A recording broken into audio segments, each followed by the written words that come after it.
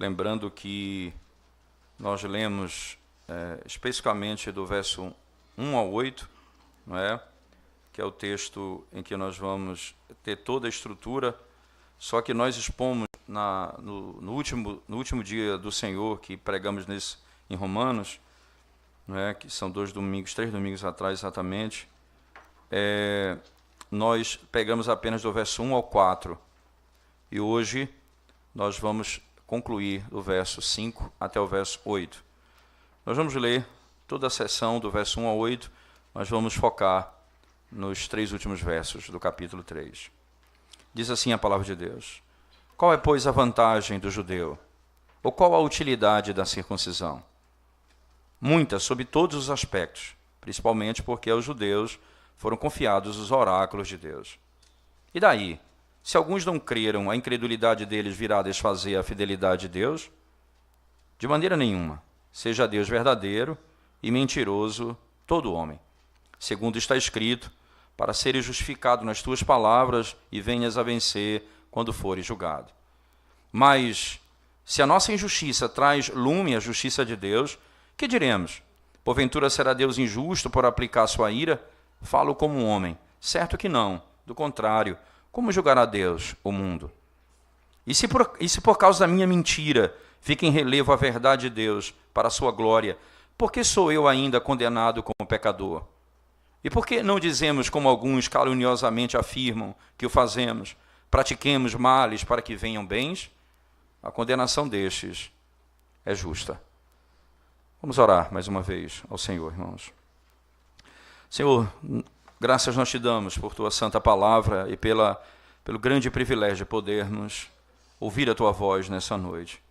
Então, Senhor, clamamos as tuas misericórdias e socorro. Pedimos ao Senhor que se apiede de nós, fale conosco para a glória do teu nome. Pedimos isso em nome de Jesus. Amém, Senhor. Amém. Ora, irmãos, é sempre importante nós compreendermos como que os argumentos contrários ao Evangelho de Cristo, eles se manifestam não necessariamente estabelecendo uma contraposição imediata ou uma inimizade imediata a Cristo. Isso se revela no fim do argumento, mas no início do processo, na realidade, ele questiona o método de Deus salvar, a maneira de Deus salvar. O que está em jogo aqui é, essa maneira de salvar é a melhor? Será que nós não teríamos uma outra maneira da salvação chegar aos homens? Será que essa maneira que Deus estabeleceu é a maneira correta de fazê-lo? Será que não poderíamos ter uma outra maneira de alcançar a salvação? A questão, ela parece até algo apropriado para alguém que raciocina e que gosta de lógica, mas no fundo, o que está em jogo aqui é a impossibilidade do homem naturalmente se calar diante dos argumentos de Deus. Sempre ele vai ter um argumento contrário. Ora, é muito importante isso, porque o que Paulo vai fazer aqui é exatamente estabelecido na própria carta aos Romanos, quando ele diz que todo homem é mentiroso e Deus é verdadeiro. E que cale-se diante dele. E que os homens fechem a boca diante dele. Mas não acontece isso naturalmente. Eles continuam criando argumentos para sair da impossibilidade deles mesmos alcançarem a sua própria salvação. Interessante que é assim desde o princípio, irmãos. Não é assim agora, é assim desde o princípio. Se o diabo, que é o pai da mentira, diz o texto de Jesus dizendo no Evangelho de João, ele é mentiroso desde o princípio. Mas a mentira que ele fala começa com um argumento. É verdade que Deus disse que não se deve comer de nenhum fruto do jardim? É verdade que Deus disse isso? Parece alguém interessado em saber a verdade, mas no fundo, um erro após outro erro, que leva a total manifestação de ódio à verdade de Deus. O capítulo 2 de Gênesis começa dizendo, na seção do verso 15 ao 17, na seção do verso 15 ao 17, ele diz assim, Deus diz, de todo fruto das árvores do jardim, vocês poderão comer livremente, exceto da árvore do conhecimento do bem e do mal. No dia em que você comer dessa árvore, certamente você morrerá. O final do argumento da serpente no capítulo 3 é, certamente você não vai morrer. É plena oposição ao que Deus diz, mas ele não começa dizendo isso, porque a questão não é simplesmente se opor imediatamente ao Evangelho, é mostrar que ele é ilógico. Então, estabelecer um outro padrão de salvação. Ora, veja, no final do texto que nós acabamos de ler, de Romanos, no capítulo 3, ora, veja o que é que passa no final de tudo. Verso 8, e por que não dizemos como alguns caluniosamente afirmam que fazemos? Pratiquemos males para que venham bens. Perceba que eles mudam a natureza do pecado. O pecado tem por natureza produzir o bem. Interessante aqui no verso anterior, especificamente no verso 6, ele vai dizer, certo que não, do contrário, como julgará Deus o mundo? Você percebe, Paulo está dizendo, está levando o negócio a sério. Entenda, se esse argumento de vocês, ele é um argumento válido, Deus não pode julgar o mundo. Ele não é juiz de todos. E no final, vamos praticar o mal, para que o bem, para que Deus revele a sua glória. Vamos fazer o mal, para que o bem se manifeste. Como a verdade misturada com mentira, ela é tão perigosa. Porque quando a mentira ela é plena, imediatamente você percebe o contraste com a verdade. Mas quando ela vem maquiada com verdade, quando você percebe que ela é mentira, ela já causou danos terríveis àqueles que se deixaram levar por tal pensamento. Sempre é assim. Quando se usa o argumento errado, o argumento certo na hora errada. Sim, é verdade que o pecado, de alguma forma, produzirá a glória de Deus. Mas não pela natureza do pecado, mas pelo governo de Deus. A natureza do pecado nunca é produzir glória a Deus. Me vem à memória as palavras de Jeremiah Burroughs, quando ele disse no livro O Mal dos Males, quando ele trata sobre a malignidade do pecado, ele diz, há mais malignidade num único pecado do que em todo o inferno. Ele diz mais, o mal, o pecado, existe mais malignidade no pecado do que no próprio Satanás, diz Jeremiah Burroughs. Porque Satanás ainda foi criado por Deus, ele diz, e o pecado, Deus não tocou as mãos nele.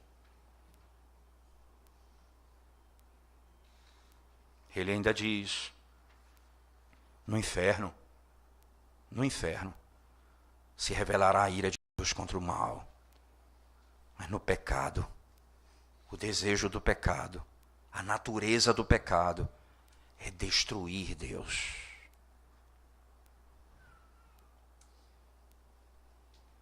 O raciocínio aqui parece interessante, mas no final ele diz, vamos fazer o mal para que o bem se manifeste. Vamos pecar, vamos praticar injustiça para que a justiça de Deus se revele. Não é essa a intenção do pecado, em hipótese alguma. Ora, a objeção primeira que é colocada no verso 5, e aqui vem a lógica, e aqui é importante nós entendermos, irmãos, o que Paulo está fazendo nos seus argumentos é calar a boca dos adversários.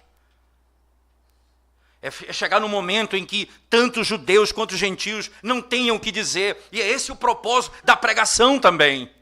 É calar os seus argumentos, e não argumentos simplesmente de ter como reclamar de alguma verdade não dita, mas do teu coração, da rebeldia do coração em submeter a verdade do Evangelho. Quando você calar o seu coração, quando você silenciar o seu coração, então você fará como Davi, quando ouviu da boca de Natã: você é o homem que merece a morte. E ele disse: eu pequei contra Deus. Esse é o propósito da pregação, esse é o propósito da argumentação de Paulo, é dizer: cale-se diante dele, caia de joelho diante dele, cesse a tua rebeldia diante dele, reconheça o teu pecado, reconheça que ele é digno e justo para julgar, e clame por misericórdia. Ele é rico em perdoar. Ele é rico em perdoar. Alguns podem ter com a intenção de distorcer o Evangelho, irmãos, afirmar que a salvação pela graça, através de Cristo, não é interessante implicar sim alguma coisa estranha, como por exemplo, nós podemos viver do jeito que quisermos. A salvação pela graça pode significar: nós vamos viver da maneira que nós quisermos viver. Veja o texto comigo, por favor, verso 5, acompanhe o raciocínio. Mas se a nossa injustiça traz à lume a justiça de Deus, que diremos? Porventura será Deus injusto para aplicar sua ira? Falo como homem, certo que não. Do contrário, como julgará Deus o mundo? Porventura será Deus injusto por aplicar sua ira? Aí vem o verso 7. E se por causa da minha mentira fica em relevo a verdade de Deus para a sua glória, por que sou eu ainda condenado como pecador? Alguns vão dizer: se o Evangelho é pela graça mesmo, se é pela graça mesmo, logo nós vamos viver como nós queremos viver, porque eu não preciso me importar com isso. É interessante, se veja, olhe no espelho, esses são os argumentos naturais que nós utilizamos. Quando falamos assim: veja, a salvação é pela graça tão somente, você logo pula e diz: e eu tenho que fazer o quê? Então para que serve a obediência? Paulo, é exatamente isso que está no coração do homem. Logo ele salta com o argumento: nós vamos fazer o quê? Para que serve isso? O Evangelho produz vida frouxa de pecado. Essa é a lógica deles. O Evangelho produz uma frouxidão moral. Se eu sou salvo pela graça, por que eu vou ser julgado se o meu pecado revela a glória de Deus? Preste atenção que Paulo, em Romanos, vai lidar com esse tema lá na frente com muito mais detalhe. E você não deve temer arrancar do homem toda a força dele para salvar a si mesmo, deixando esse homem desnudado diante de Deus e clamando por vestimenta e socorro, água, pão e vestimenta.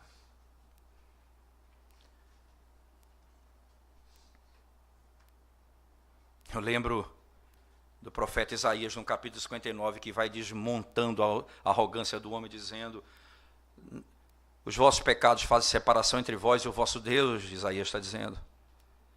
E esse pecado, ele faz com que você se torne um homem com seus dedos corrompidos, suas mãos corrompidas, com a sua boca, com a sua língua, com seu pensamento, com as suas palavras, com as suas ações. E o que você faz com as mãos não serve para vestimenta, porque o que você faz está contaminado pelo pecado.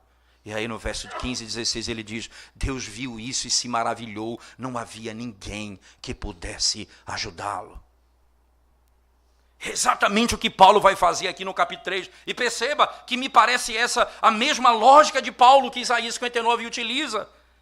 É que na sequência, no capítulo 3, por favor, na sequência do capítulo 3, no verso 9, a partir do verso 9, especialmente, não é? No verso 10 em diante, ele diz, como está escrito, não há justo nenhum sequer, não há quem entenda, não há quem busque a Deus. Todos se extraviaram, a uma se fizeram inúteis, não há quem faça o bem, não há nenhum sequer. A garganta deles é sepulcro aberto, como a língua urda engano, e veneno de víbora está nos seus lábios. A boca eles têm cheia de maldição e de amargura. São seus pés velozes para derramar sangue. Nos seus caminhos há destruição e miséria. Desconhece o caminho da paz. Está lá em Isaías, capítulo 59. Eles desconhecem o caminho da paz. Eles são homens completamente incapazes, corrompidos pelo pecado. Por que Paulo está fazendo isso? Para que exatamente, irmãos, no verso 20, no verso 19 em diante, ele diga, ora sabemos que tudo que a lei diz, aos que vivem na lei o diz, para que se cale toda boca e todo mundo seja culpável perante Deus. Para que toda boca se cale diante dele. Cesse os seus argumentos. Pare a agonia do teu coração. Reconheça que não há salvação fora de Cristo. E que você está morto nos seus pecados. Interessante porque lá na frente, no verso 21 em diante, ele vai dizer, mas agora sem lei se manifestou a justiça de Deus, testemunhada pela lei e pelos profetas, justiça de Deus mediante a fé em Jesus Cristo, para que todos e sobre todos os que creem, porque não há distinção, pois todos pecaram e carecem da glória de Deus. Cale toda a boca. Todos pecaram e carecem da glória de Deus. O argumento, irmãos, é que se a incredulidade serve para enfatizar a fidelidade de Deus por contraste, como então a incredulidade pode ser contada como pecado e julgada por Deus? Como pode? Se isso produz a glória de Deus. Mais uma vez eu repito o que eu já disse no início. O pecado vai produzir a glória de Deus, não pela natureza do pecado, mas pelo governo de Deus, em fazer todas as coisas para a glória do seu nome, não pela natureza do pecado. Ora, irmãos, a intenção é silenciar a ideia de que Deus vai julgar. Ele não pode julgar, porque como é que ele vai julgar se isso está produzindo glória para ele? Você percebe que o argumento no fim é, tire Deus do tribunal, do trono, e ele não é o juiz que julga a nossa alma. Me parece que esse argumento ele é falacioso desde o início da revelação bíblica, isso parece que é claro, e a Escritura muito bem nos ensina sobre isso. Ora, isso é importante entender. A doutrina do estado de ira, não é? Ele é claramente revelado desde o princípio. O homem será julgado por Deus. Veja como é peremptório, como é imediato também a ameaça do primeiro pacto. Se comer do fruto dessa árvore, certamente você vai morrer. Você percebe? Deus não apenas entrega a lei, como ele julga a quebra dela, imediatamente. Na própria lei está estabelecido o juízo. Se você pecar, você vai morrer. Percebe então que pecado e punição estão intimamente ligados. A veracidade de Deus torna claro que as suas ameaças são certas. Se você pecar, você vai morrer. Me parece que em Romanos, no capítulo 5, Paulo vai deixar isso tão claro, irmãos. Romanos, no capítulo 5, Paulo deixa isso claro quando diz assim, no verso 12 especialmente, ele diz, ora, portanto, assim como por um só homem, entrou o pecado no mundo, e pelo pecado a morte. Você entende? A morte veio por causa do pecado. A morte é o juízo do pecado. Eles estão intimamente ligados. E Paulo está dizendo isso aqui com muita clareza. Debaixo do pacto das obras, todo aquele que está sob esse pacto é condenado porque está debaixo do pecado. Mas uma coisa interessante ainda que nos ajuda a entender que é claro que o juízo de Deus é algo real e que não se pode negar. Por alguns pontos importantes. Primeiro, a justiça de Deus requer que o filho do pecado seja também o filho da ira. A lei sendo quebrada, a sanção entrará em cena. A lei sendo quebrada, a sanção, a punição entra em cena. Deus julga os homens. Ele é justo, como Abraão vai dizer em Gênesis 8, ele é o juiz de toda a terra. Ele julga todos os homens. Abacuque vai dizer, tu tens os olhos tão puros que não podes ver o mal. Como Salmo 5, verso 5 diz, ele odeia todos aqueles que trabalham e são operadores da iniquidade. Preste atenção nisso. Quando o próprio Jesus Cristo promete a vinda do Espírito, na vinda do Espírito ele diz, ele convencerá o homem do pecado, da justiça e do juízo. O Espírito Santo não dá testemunho de mentira, só da verdade. Ele vai julgar os homens. Não há como fugir disso, irmãos. O sofrimento de Cristo é uma prova mais do que inequívoca desta doutrina. O Filho de Deus era um filho que nasceu sob a ira.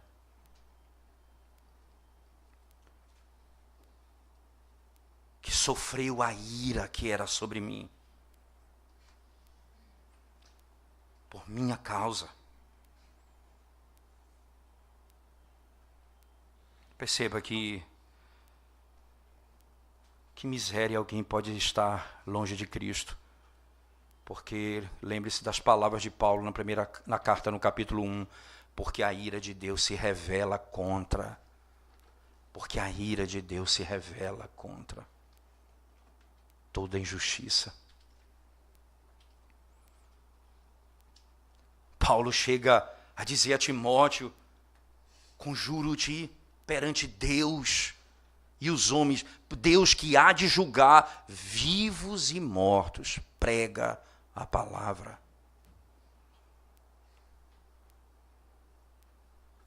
Mas o argumento dos homens para silenciar, não para silenciar os lábios e crer no Senhor, mas para poder acalmar o seu coração iníquo, eles argumentam dizendo, de que serve fazer, andar como é dito no Evangelho, porque quem anda no pecado, aquele que pratica o pecado, esse é o instrumento de Deus para revelar a glória de Deus. Logo vamos pecar para que a glória de Deus seja mais revelada ainda. Perceba que a lógica é, e no final das contas não é esse o ponto, é para que Deus não seja juiz. Porque ele não pode me julgar, se no final das contas isso vai fazer bem a ele, vai trazer glória a ele, porque ele vai me condenar. Então veja como é insano você pensar assim, alguém pensar assim. Pelo fato de que Se isso não é verdade, por que Cristo recebeu a ira de Deus sobre si? Qual é a razão disso? Se nós não vamos ser julgados, por que Cristo foi condenado? O problema deles é: eu quero o Evangelho, eu quero a salvação, mas aquela que é operada pela minha própria justiça. Aquela que quem cria as regras sou eu, quem estabelece o padrão sou eu, e eu julgo as pessoas segundo as minhas próprias regras. Mas deixa eu lhe dizer uma história importante. O Evangelho diz assim: à medida que medires, você vai ser medido também. Até a regra que você criou vai ser usada contra você mesmo no dia do juízo. O argumento e o ponto central aqui, irmãos, é que o apóstolo Paulo está levantando a tese central de que para aqueles homens o evangelho da graça produziria uma vida de iniquidade. E que uma vida de iniquidade era algo normal porque isso produz a glória, manifesta a justiça de Deus. Quanto mais pecado nós fazemos, mais Deus manifesta a sua ira. Ou melhor, a sua glória e a sua justiça.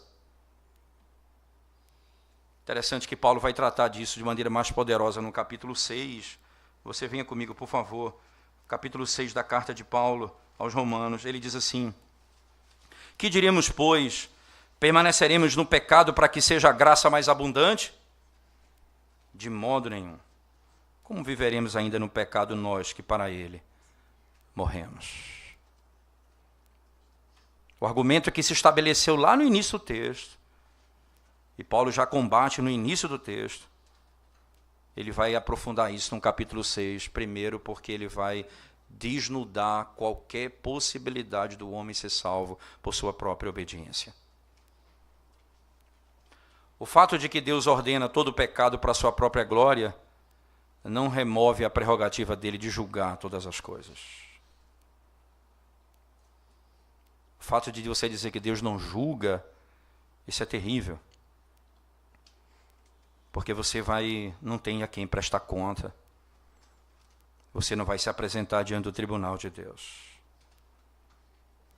E aí o verso 7 e 8 vai encerrar exatamente dizendo: vamos praticar o mal para que o bem venha. Agora, de uma forma mais expandida, o mesmo argumento se apresenta. E aqui, essa doutrina tão maligna, ela ataca diretamente a autoridade de Deus. Paulo, então, não perde tempo com o argumento aqui e diz: é justo a condenação desse. É justo a condenação desse. Quem prega o evangelho da graça pode ser acusado daquilo que eles acusam o apóstolo Paulo e os seus seguidores. Vamos praticar o mal para que o bem se revele. Paulo vai dizer: onde abundou o pecado, superabundou a graça. Então vamos viver no pecado para que a graça se revele? Essa é a lógica? Não. Paulo está exatamente combatendo, dizendo: nós não podemos, por causa disso, remover o evangelho. Veja, irmãos, a graça, Deus salva o homem pela justiça de Cristo, pela obra de Cristo, não por minha justiça. Isso é inequívoco. É pela obra dele tão somente. Você não pode mudar essa verdade, porque você transforma em outro evangelho essa verdade. Você vai ter que lidar com os efeitos colaterais disso, que os argumentos que vêm. Mas você não pode abrir mão. Paulo, então, do capítulo até o capítulo 5, ele vai deixar claríssimo: ninguém é justificado por obras da lei. Somente pela graça. Logo, esse evangelho da graça produzirá na vida do crente algo que a justiça dos homens não consegue produzir: obediência. Interessante, o evangelho dos homens não consegue produzir obediência. É interessante porque, primeiro, você vai perceber que na lógica do texto, não é, se você pensar bem no que Paulo vem dizendo desde o início, ele está argumentando contra aquilo que eles dizem ser a verdade, mas ele suprime essa verdade transformando ela em mentira. O último verso do capítulo 1, veja: ora, conhecendo eles a sentença de Deus, de que são passíveis de morte o que estas coisas praticam. Perceba, aqui os gentios, eles entendem que são passíveis de morte. O que é isso? Que eles são passíveis de julgamento. Não somente as fazem, mas também aprovam os que assim procedem. Não é questão de ignorância necessariamente, não. Irmão, é rebeldia no coração. Não é porque a lógica do evangelho é inferior à sua lógica, não. É rebeldia no seu coração. Paulo diz, eles sabem que são passíveis de morte os que fazem tais coisas. Imagina os judeus que têm a lei. Como é que eles estão dizendo, vamos praticar tais coisas para que a bondade de Deus se revele, para que o bem se revele? Os que praticam tais coisas são passíveis de morte. É a lógica desde Gênesis no capítulo 2. Se você pecar, você vai morrer. A lógica da lei, se você praticar, você vive. Estão todos mortos agora. E não há como sair desse imbróglio. Se um homem, o Filho de Deus, não receber sobre si a ira que era sobre nós, e a sua justiça imputada a mim. É essa justiça que me salva. Em nada eu dependo de mim mesmo. Eu dependo somente dele. Em nada eu dependo de mim mesmo. Todos estão debaixo do juízo e do julgamento de Deus.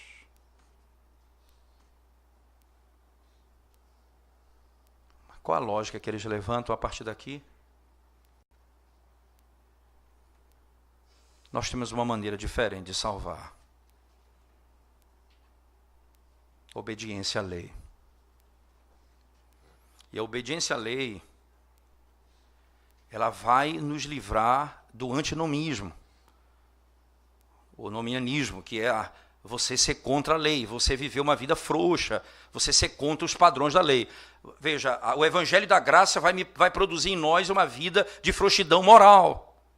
Então só tem uma maneira, se nós formos salvos por nossa própria obediência. Só tem um problema. O problema é que, para você ser salvo por sua obediência, você tem que esquecer, você esqueceu de um detalhe, você precisa satisfazer a justiça de Deus. E o que Deus exige? Perfeita obediência. E essa perfeita obediência significa muito mais do que você obedecer por um momento, um único aspecto. É você obedecer em todos os aspectos, por todo o tempo. Toda a lei. E nós já vimos isso, Cristo fazendo com muita clareza. Veja, Paulo dizendo aos Filipenses, ele diz assim, veja, Jesus Cristo, ele é aqueles que vocês devem imitar, porque sendo Deus, não usurpou ser igual a Deus, antes a si mesmo se esvaziou, tomando forma de servo, sendo obediente até a morte. Perceba, ele não foi obediente um dia, 2 dias, ele obedeceu até a morte. Ele foi todo o tempo obediente. Ele não obedeceu apenas uma lei ou duas, quando ele ia ser batizado por João Batista. E João Batista diz a ele, eu devia ir a ti, tu vens a mim. Eu não sou digno de desatar tuas sandálias. Jesus disse, é verdade. Mas importa que se cumpra toda a justiça. Toda a lei precisa ser cumprida. Não é uma, toda ela.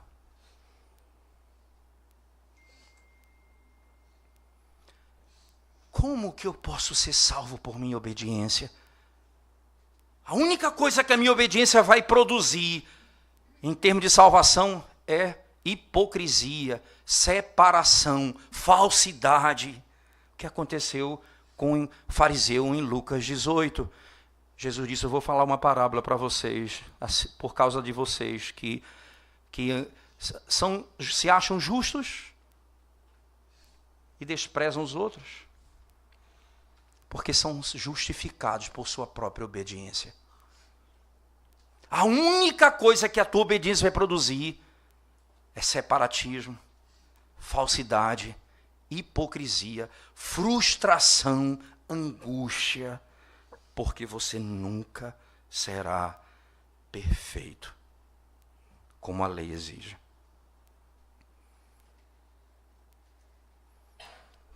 Então não funciona assim. A ira de Deus se revela, a justiça de Deus se revela no Evangelho, Romanos 1,17.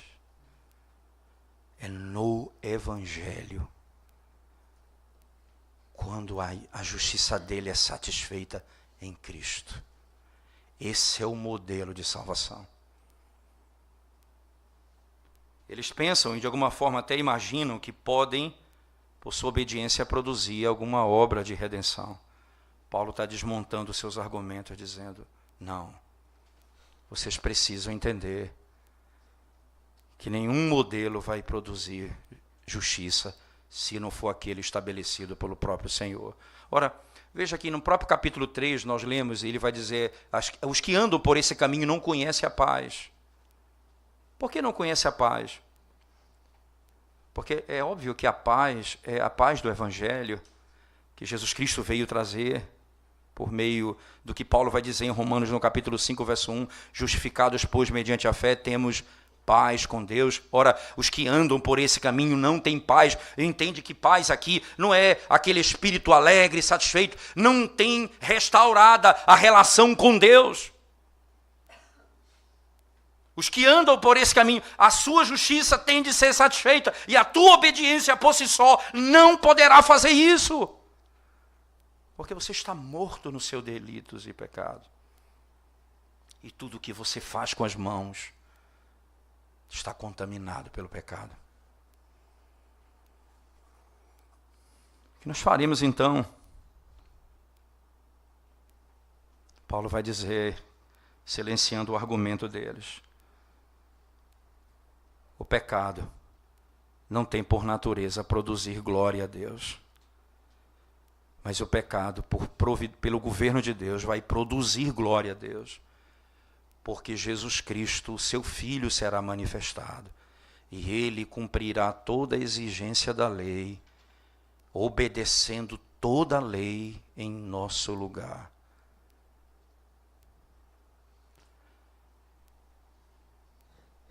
Nós não devemos temer dizer isso.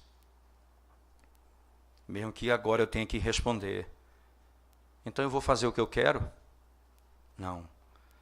Eu posso antecipar a resposta que nós vamos trabalhar com mais detalhe no capítulo 6.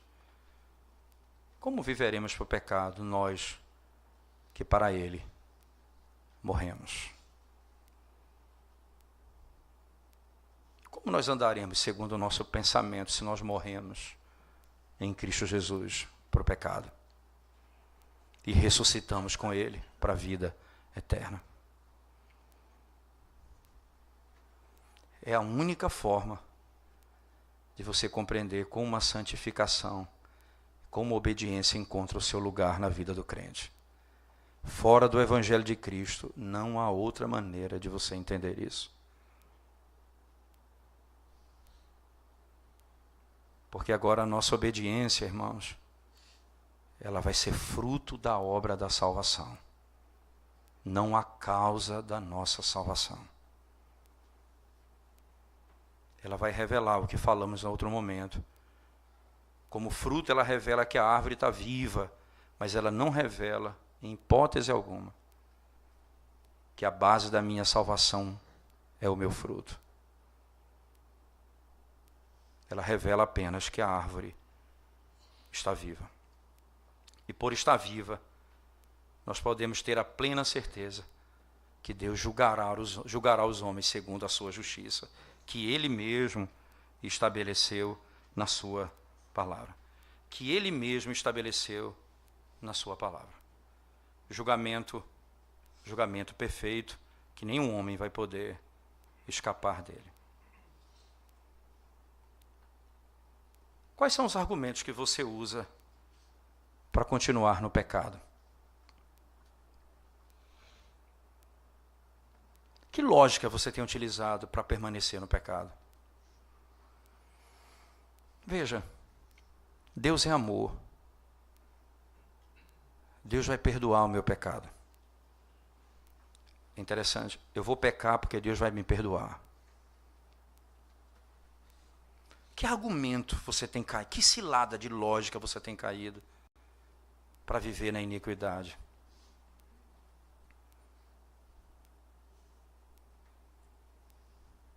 Que mentira você tem acreditado? Que tem trazido um pouco de tranquilidade para o teu coração no meio do teu pecado.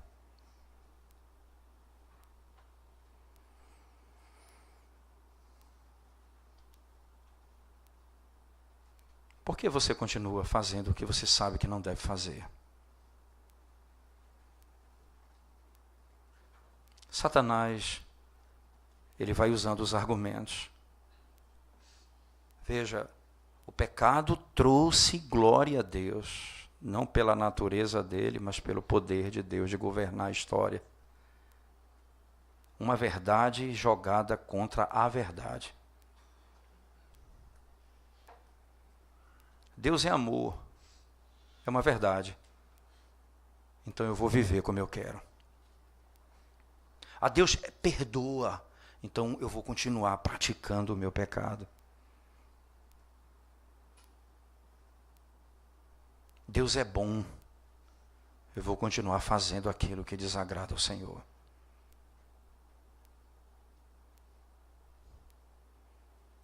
Você pisa na verdade para praticar mentira.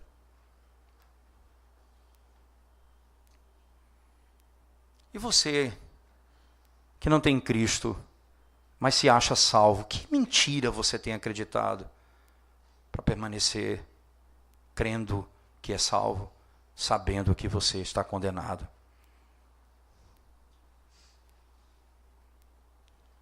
Talvez a mentira que você crê é essa, que Paulo acabou de refutar aqui. E você até imagina que você é mais justo que os outros, porque essa é a maneira, a única maneira que tem de eu poder, sem Cristo, me considerar salvo, é por comparação. Então eu alivio minha consciência dizendo, veja, eu sou pecador mesmo, mas fulano é pior do que eu, logo eu estou justificado. Eu conheço alguém que é pior do que eu. Aí você até diz assim, eu conheço até gente da igreja que é pior do que eu. Logo, eu sou mais justo que ele, porque não preciso viver na igreja para viver uma vida reta como eu vivo. Mentira! Que você tem acreditado a vida inteira. E você precisa calar a sua boca, o seu coração, hoje.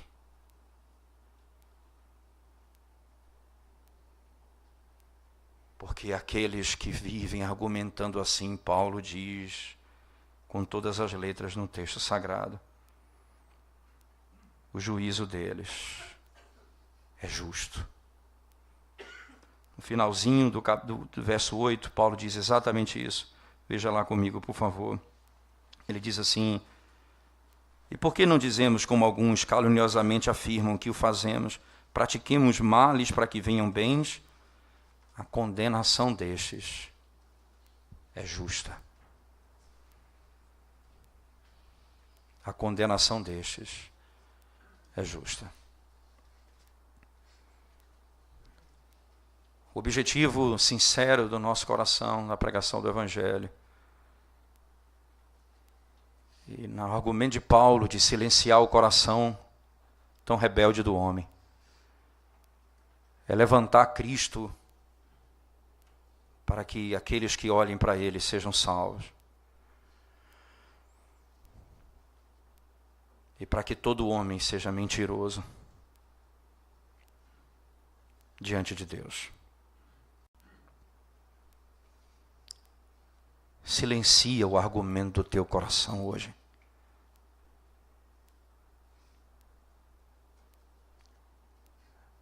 Fecha a boca da tua alma que fala, para continuar vivendo no erro. Você sabe a verdade.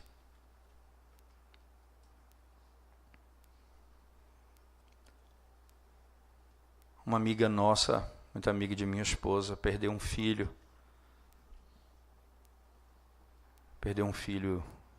Nasceu doente. E por muitos anos tratou com esse filho, amava muito. E um dia ele sofreu um dano causado pela própria enfermidade dele. E ele veio a falecer. E ela conta que estava no momento em que ele morreu. E ela diz que era impressionante. Eles haviam desligado o aparelho. E ele tinha reflexos no corpo ainda. Tem um nome científico para isso. Ele ainda ficava mexendo o seu corpo até terminar. Nós somos assim. Nós estamos mortos. E a gente continua se mexendo. Falando. Abrindo a boca. A nossa cabeça foi cortada. E a gente continua gesticulando. A nossa miséria foi revelada.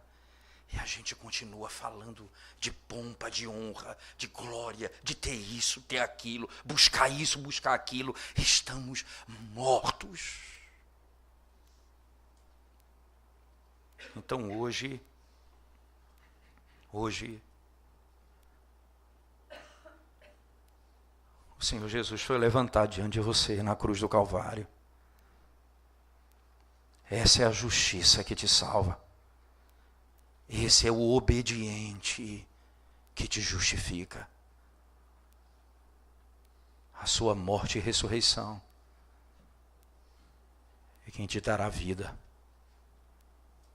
e fará você obediente aos seus mandamentos.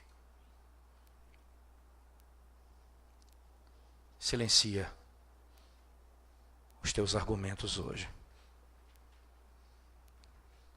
e se converta ao Senhor. E seja salvo. Vamos orar ao Senhor mais uma vez, irmãos. Senhor Deus,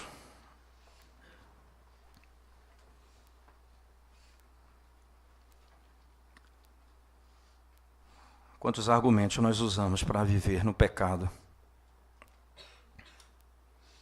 Quanta lógica mentirosa nós usamos para viver no pecado. Mas no fundo é para rejeitar Cristo e o justo juiz. Ó Senhor, nessa noite, tem misericórdia da nossa alma. Daqueles que não te conhecem, Senhor Deus, estão longe de ti, vivendo na morte e no pecado. Que a graça do Evangelho de Cristo os alcance poderosamente. E eles sejam salvos hoje para a glória do Senhor. E quanto a nós, Senhor Deus, ensina-nos a confiar única e exclusivamente no sacrifício de Cristo Jesus, o eterno Senhor.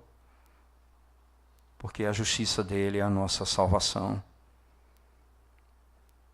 O sacrifício dele é a nossa purificação. O sangue dele é que nos lava de toda a iniquidade.